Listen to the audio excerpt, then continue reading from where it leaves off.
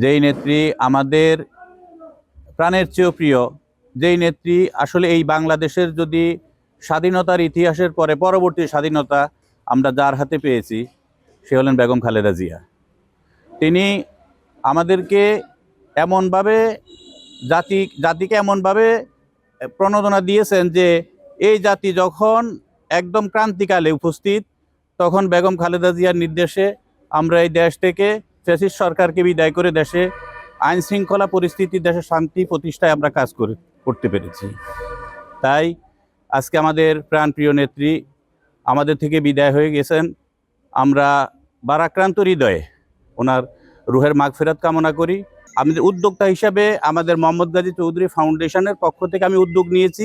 বাকি সকল আমার 15 নম্বরের সকল ভাই বন্ধু সকলে একত্রিত হয়ে এই দোয়ার আয়োজন করেছে।